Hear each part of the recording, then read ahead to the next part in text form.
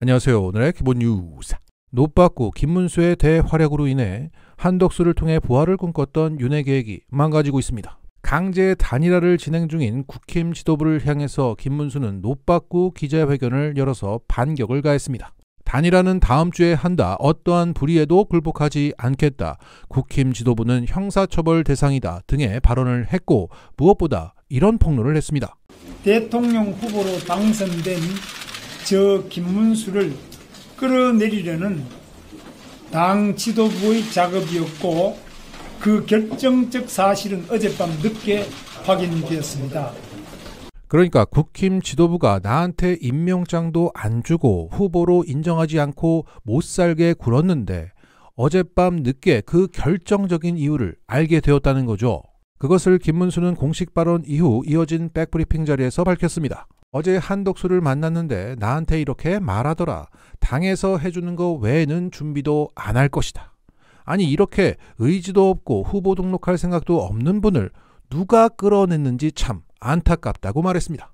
이것은 국힘 지도부가 한덕수를 끌어냈다라고 말한 것이지만 사실상 누구 오더를 받고 이러는 거야?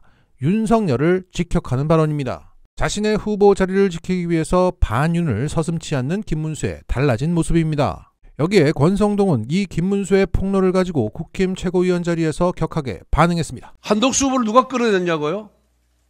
한덕수 후보 당원과 국민들이 끌어낸 겁니다. 지지율이 안 나오면 어떻게 끌어내겠습니까? 김문수 후보의 지지율이 한덕수 후보의 지지율보다 압도적으로 높으면 한덕수 후보가 나왔겠습니까? 그래서 전당대회 과정에서 김문수 후보 스스로 한덕수 후보와 전당대회 직후 바로 단일화를 하겠다고 본인 입으로 얘기하지 않았습니까? 자, 저렇게 개거품을 무는 이유는 선을 넘었다는 것이죠. 네가 감히 윤을 들쳐? 윤을 건드려? 너 미쳤어? 결국 김문수는 자신의 자리를 지키기 위해 그 정당성을 확보하기 위해 반윤 스탠스를 취하기로 마음 먹은 겁니다. 쉽게 말해 김문수의 저 폭로는 한덕수는 윤석열 똘만이에요. 쌍권이 윤석열 똘만이라서 저래요. 한 겁니다. 앞으로 한덕수가 계속 버티면 김문수의 반윤 색채는 더 뚜렷해지고 한덕수가 만약 사라지면 어정쩡하게 가는 거겠죠. 동시에 김문수는 자신의 분수를 알고 당권에 만족하려는 마음을 먹었다고 보입니다. 큰 판에서 이길 생각이었다면 이렇게까지 타협 없이 뻣뻣하게 나오지는 않겠죠. 지금처럼 노빠꾸의 정석을 보여주는 것을 보면 김문수는 안분지족을 원한다. 내가 무슨 대권은 무슨 당권만 먹겠다는 겁니다. 그래서 김재원, 차명진 등 돌아온 탕아들과 함께 홍준표의 지원 사격을 받아가며 국힘을 재건하겠다는 게 김문수의 그림으로 보입니다. 그렇기 때문에 이런 심드렁한 반응이 나오는 것이겠죠. 어제 방송에 출연한 김재원한테 진행자가 최악의 경우 지도부가 김 후보를 막기 위해서 도장런 할 가능성을 어떻게 보냐? 그러자 김재원은 이렇게 답하죠. 어제 저녁 급히 법률 검토를 한 결과 비대위원장이 직인을 찍어주지 않으면 대통령 후보로 등록할 수 없는 건 틀림없다는 건 사실이다. 하지만 그 경우 우리 당은 대통령 후보를 내지 못한다. 그런 불행한 사태가 벌어지지 않길 바랄 뿐이다. 자, 이건 한마디로 그래? 그럼 말어. 이 소리죠. 우린 대권에 욕심이 없어요. 법대로 하면 결국 우리가 이길 거고 너희 불법 세력들은 끝장나. 어차피 당권은 우리 거야. 재원이는 대구시장 하면 되고 명진이는 구미시장으로 만족하겠대. 결국 욕심 많은 국짐들을 상대로 안분지족의 김문수와 작은 것이라도 감사한 돌아온 탕아들이 이길 것입니다. 역시 내려놓은 자들을 절대 끌어낼 수도 이길 수도 없는 겁니다. 안분지족의 김문수에게 바칩니다.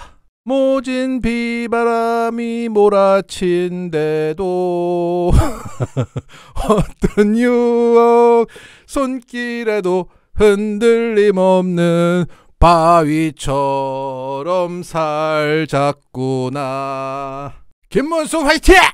자, 이런 가운데 김문수가 너무 많은 어그로를 끌고 있는 게 아니냐, 선거의 동정표가 가장 무서운데 이러다 김문수 바람이 부는 게 아니냐는 우려의 목소리도 나오고 있습니다.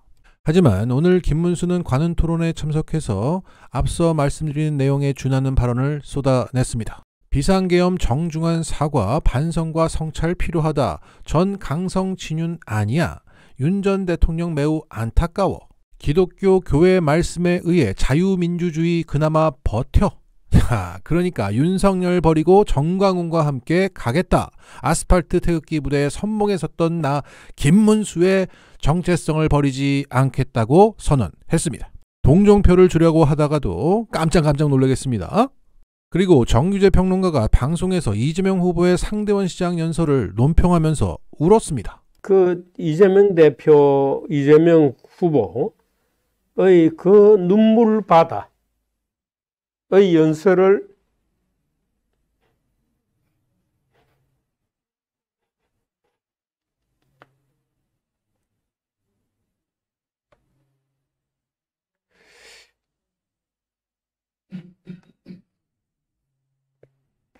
그걸 보면서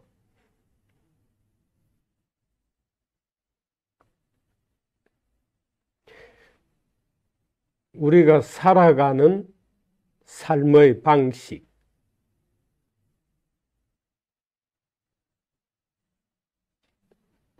무엇이 서민들을 보호하는지, 그래서 문재인 대통령이 참으로 무식하게도 최저임금을 다락같이 끌어올릴 때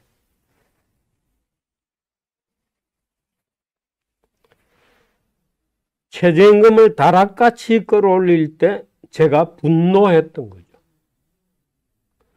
저 사람은 지금 실업자들을 대규모로 만들어낸다. 지금 상대운동 가게를 얘기를 쭉 하고 있습니다만은 상대운동에 있는 자영업자들이 부득이하게 고용인을 해고하게 만든다 하는 점을 분노를 느끼죠. 자, 그러니까 정규재 평론가는 시장 경제는 부자들을 위한 것이 아니라 서민들을 위한 정책이다. 문재인이 최저임금을 너무 빨리 올려놔서 많은 서민들이 잘려나갔다며 분노했습니다.